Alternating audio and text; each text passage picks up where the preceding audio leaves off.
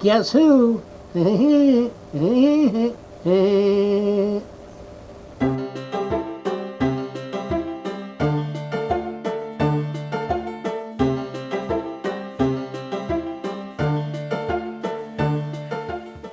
everybody, look who's back.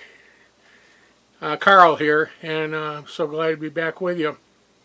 Now, first of all, let me tell you, I had my post-surgery update.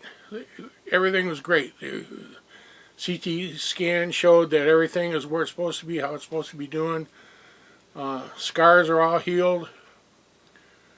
I've got most of my energy back. It seems to be taking a long time, but I'm feeling really good. Staying safe. We gotta stay safe. Right now, distancing, mask, blah blah, all that. It's important. But so enough of that.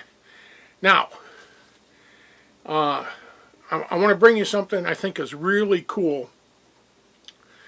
And is it the fix it all? No, I don't think so. But for some of us that like to dabble in other things, this could be something you could really use. I've got it right here. And what it is, it's a UV resin. Now, we can't, I guess we could even call it a type of epoxy. Why? Because normally in epoxy you have a part A and a part B. You mix them together, there's a reaction and they harden and do their thing. Well, with this, here's the resin and here's part B. It's like an ultraviolet light, right? And it's not just a toy one. It actually produces a UV ray. And put them now. What made me think of this was when I was in dental. And they've been using it for a long time now. But my buddy, the dentist, he started, when they started getting away from the silver amalgams and that for doing fillings and all that, they started going to a resin, and it was a UV activated resin. They'd add a little bit in the tooth and they'd shine the light in it, and they had these masks and all that, and it'd harden and they'd build it up that way, and they could work on it and grind on it, and it ended up being, it was really good and hard. It wasn't brittle, but it was strong enough to take, mastifications in the mouth. And I always thought, man, that'd be a cool thing to have, because, I like doing acrylics and all that. But, you're talking thousands, back then it was like thousands of dollars to get the setup just to be able to do it. And,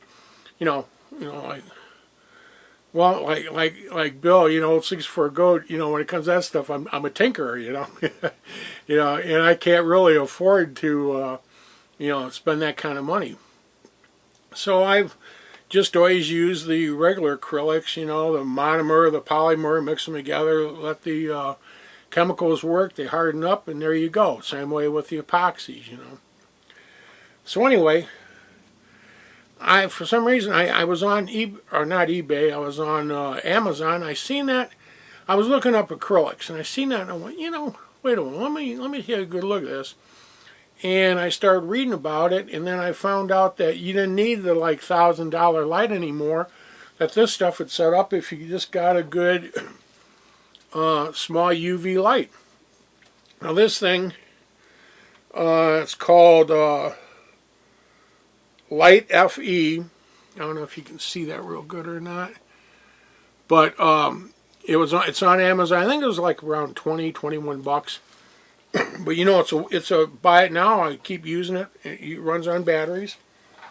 And then, like I said, the resin, I thought, because it's around 20 bucks too, but geez, I hope it isn't like you use it 3 or 4 times and you're done. But I've been using it, and I've done it on a lot of things, and I'm going to show you a demo here of how it works.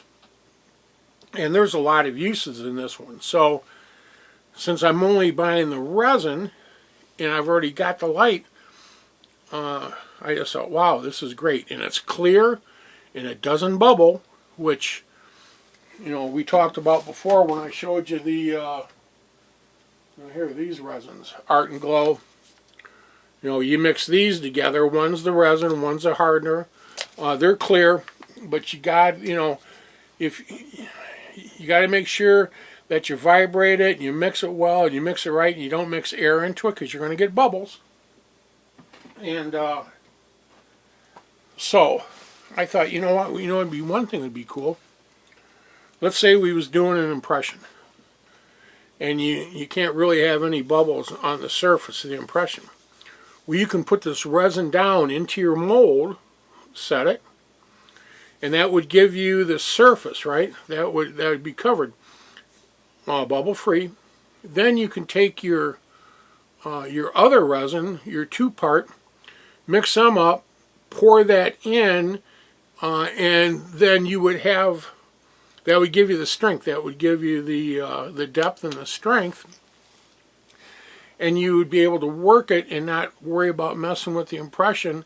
If you've seen any bubbles in it, you could take like your stick or your spatula, whatever, and go through and smooth it and break those bubbles out. And then you'd have a nice clear replication of whatever you was doing in the mold. I just thought that would, you know, like I said, I'm going to set up a small demo here. I wanted to show you that. And then I'll get back with you. Okay. Okay, guys. I hope you forgive the little bit of jittery, but I tell you what, for you to see this, I'm doing this with my my phone, and I'm trying to get close up so you can get a good idea of what's going on. Okay, here's the stuff again. Okay. Okay, and this is the and by the way, this stuff, if you leave it out in the sun's UV rays will actually set it up. But here I'm gonna make a little circle. Okay, and that's the consistency of it when it comes out. So I'm gonna take the light, I'm gonna turn it on. Here we go. Now let's harden this stuff. I'm just going to run the light over it. And we're doing it in real time here, so you can see it. It's really fast acting, actually. It's quite amazing. And see, is it hard yet? Yeah, it's hot too. So it's working right now as we speak. So it does get a little hot while it's doing this. Nothing crazy. But okay,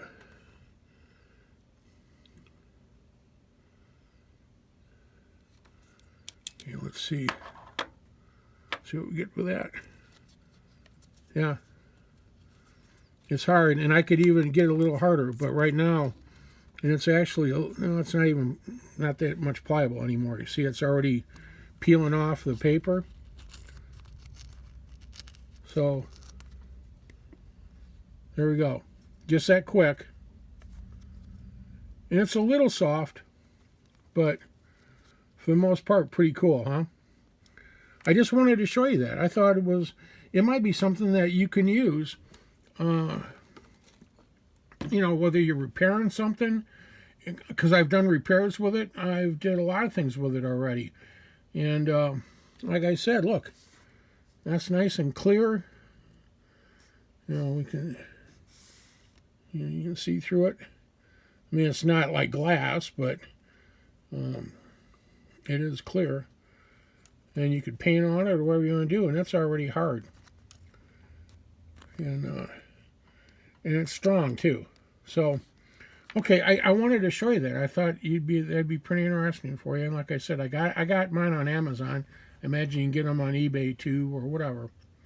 Okay, everybody. Now let's get back to the other part. Okay, well, I hope you found that interesting. You know, if you can use it, great, and if not, at least you know about it, you know, or maybe you might know somebody that could use it. But either way, now here's one thing I want to ask you guys. I know, as a matter of fact, instead of doing this video, I had planned on doing another video on the Zenith where we were talking about bias and all that. And I don't know if with the Zenith, I don't know if I'm, am I trying to beat a dead horse on this one? You know, am I taking it out, drawing too long? And so that's what I'm kind of asking you guys what you think. Do you want me to continue doing stuff with the Zenith 2, or do you think it'd be better if I just move on to some other new projects, you know? You know, the bias as far as that goes in either a tube or a transistor, you know, it's basically nothing more than keeping the tube or transistor alive and awake so that if a signal comes through, it reacts right now. It's right there.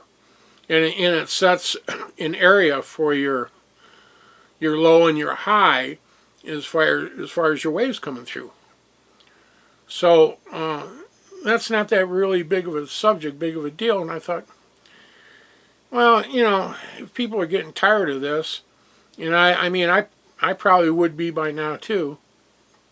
Maybe we can just move on to some other things, some other projects. But that's why, you know, I always want your guys' input, and you're real good about that. This whole community is good. I mean, you can just see it, not just my channel, like everybody's channel. The information out there is so enormous, it's just crazy.